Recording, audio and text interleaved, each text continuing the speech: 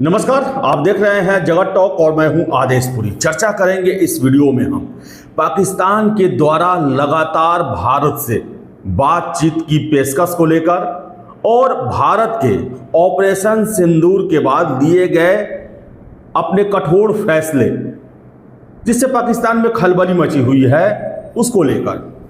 सबसे पहले आपको हम बता दें कि पाकिस्तानी प्रधानमंत्री शहबाज शरीफ के द्वारा लाचिन, जो कि अजरबैजान में है, वहाँ पर एक 3 देशों का जो है वो शिखर सम्मेलन हुआ, जहाँ तुर्की, अजरबैजान और पाकिस्तान के प्रधानमंत्री बैठक किए। वहाँ से शहबाज शरीफ ने भारत को बातचीत का ऑफर दिया है। ये कहा है कि सभी मुद्दों पर बातचीत करने के लिए तैयार हैं, बशर्ते कि भारत ईमानदारी बरते।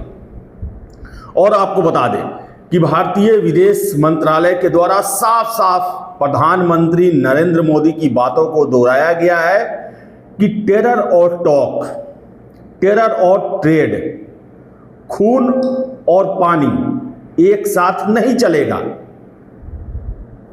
आप सुनिए, जो विदेश मंत्रालय के द्वारा पीसी किया गया उसमें पाकिस्तानी प्रधानमंत्री के भारत के साथ बातचीत को लेकर दो टूक क्या कहा गया। देखिए, जहाँ तक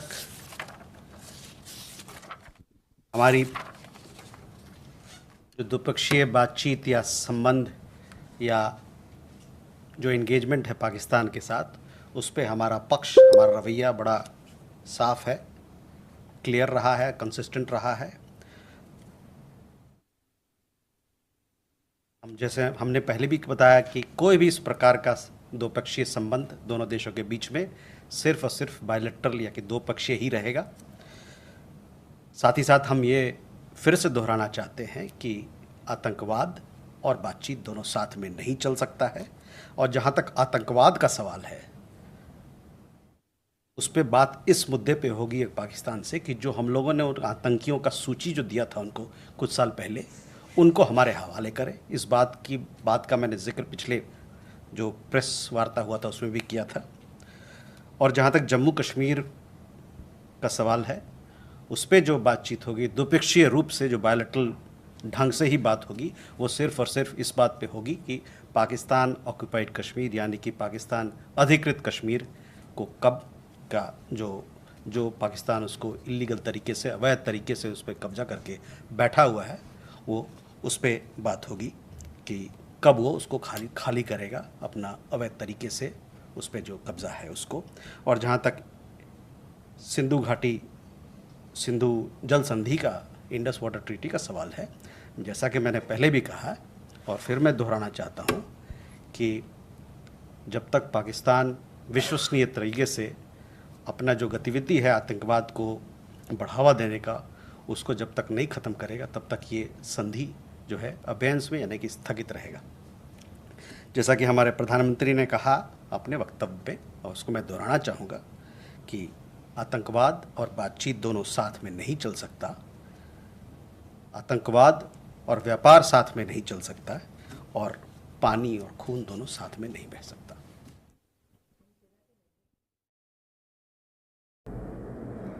तो आपने सुना, इसमें यह भी कहा गया कि अगर बात होगी तो जो आतंकियों की हमने आपको सूची सौंपी है, उन आतंकियों को आप भारत को सौंपे, क्योंकि आतंक और पीओके जो पाकिस्तान ऑक्युपाइड कश्मीर है उसको लेकर ही सिर्फ बातचीत होगी। अगर आप पाकिस्तान ऑक्युपाइड कश्मीर को लौटाने के लिए तैयार हैं, जिस पर आपका अवैध कब्जा है, तो ही बातचीत होगी। यानी कहने का मतलब है कि भारत ने एक बड़ा ही टफ लाइन पाकिस्तान के लिए लिया है। पाकिस्तान त्रस्त है कि आखिर भारत में इतना बड़ा बदलाव कैसे हो गया। अभी तक पाकिस्तान जो है वही भारत की पुरानी ढुलमुल रवैयों को लेकर ही निश्चिंत था कि कोई भी बड़ा कांड कर दो और जवाब में हमें डोजियर और रिक्वेस्ट ही मिलेगा। लेकिन जो कार्रवाई पिछले 10 सालों में हो रही है, चाहे उरी हो, पुलवामा हो या फिर पहलगाम घटना हो, पहलगाम के बाद तो ऐसा रिटेलिएशन भारत के द्वारा हुआ कि आज पाकिस्तान छटपटा रहा है, कभी अमेरिका के पास, कभी चीन के पास, लेकिन भारत पर कोई दबाव काम नहीं कर रहा। अब देखिए कि भारत ने एक ग्लोबल जो कैंपेनिंग लॉन्च किया है पाकिस्तान के टेररिज्म को उजागर करने के लिए। 30 देशों में ये जा रहा है, अलग अलग टीम बनाए गए हैं, और सबसे बड़ी बात है कि इसमें भारत के जितने भी महत्वपूर्ण दल हैं उन सभी के मेंबर शामिल हैं।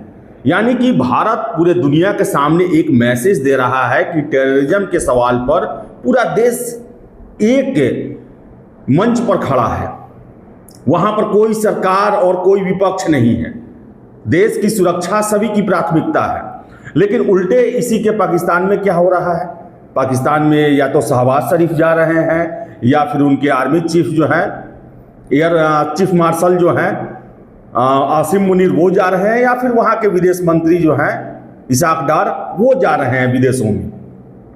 सरकारी जो अधिकारी हैं उनके भरोसे पाकिस्तान जो है अपनी बातें दुनिया के सामने रख रहा है, जबकि भारत एक जो है पूरी तरीके से जो डेमोक्रेटिक डिप्लोमेटिक जो चैनल होता है उसके थ्रू लगभग 30 देशों में अपने मेंबर को टीम को भेजे हुए है, जो बड़ा ही मजबूती से पाकिस्तान के टेररिस्ट संरक्षण जो करते हैं, पालते पोसते हैं, उनको उजागर कर रहे हैं।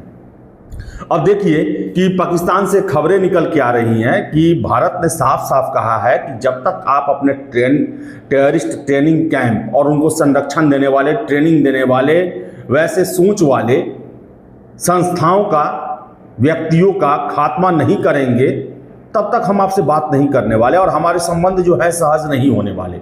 बावजूद इसके जो लश्कर तोयबा हैं, जैसे मोहम्मद, जो आतंकवादी गुट हैं जिनका बड़ा ही नुकसान हुआ 6-7 मई के भारत के द्वारा अटैक किया गया उनके ठिकानों पर, वह कैंपेनिंग पूरे पाकिस्तान में चला रहे हैं, चंदा मांग रहे हैं और उन्हें सुरक्षा दिया जा रहा है पाकिस्तानी आर्मी का। बड़े बड़े अफसर शामिल हो रहे हैं, नेता शामिल हो रहे हैं, और ये साफ साफ दर्शा रहा है कि पाकिस्तान जो है वो अपने आतंकवादियों के साथ गठजोड़ को तोड़ने को तैयार नहीं है। पाकिस्तान को अभी ज़रूरत था कि इन आतंकियों के ट्रेनिंग सेंटर को बैन किया जाए, उनके जो बड़े बड़े जो अधिकारी हैं जो ट्रेनिंग सेंटर चलाते हैं उनको जेलों में डाला जाए। लेकिन वहाँ पर चल रहा है कि उनको फिर से जो है अपने पैरों पर खड़ा करना है और सरकार मदद कर रही है। ऐसे में भारत कैसे विश्वास कर सकता है पाकिस्तान पर? और आपको हम बता दें कि पाकिस्तान की स्थिति ऐसी है, वहाँ की सेना की स्थिति ऐसी है कि वो इन आतंकियों का साथ नहीं छोड़ सकती, और यही वजह है कि भारत ने ऑपरेशन सिंदूर अभी तक कायम रखा है। साफ साफ प्रधानमंत्री जी ने कहा कि पाकिस्तान को ये सबूत देना पड़ेगा, अपने चाल चलन से ये बताना पड़ेगा कि वो आतंकियों के अब संरक्षक नहीं हैं। लेकिन ऐसा होते हुए नहीं दिख रहा, क्योंकि पाकिस्तान सेना ही दुनिया की एकमात्र ऐसी सेना है जो खुद नहीं लड़ती, इन आतंकियों के रूप में प्रॉक्सी युद्ध लड़ती है वो। और ये आतंकी जो हैं, अब देखिए आप 1999 में कश्मीर में पाकिस्तानी सेना ही वो मुजाहिद का ड्रेस बनाकर इंडिया के क्षेत्र में घुस आई थी। फिर से पहलगाम अटैक में भी आप देख लें कि पाकिस्तानी सेना का ही जवान जो था वो इसके पीछे लगा हुआ था। पुलवामा में भी देख लें कि पाकिस्तानी सेनाओं के बड़े बड़े अधिकारियों का ही उसमें दिमाग लगा हुआ था, आसिम मुनीर का ही दिमाग लगा हुआ था।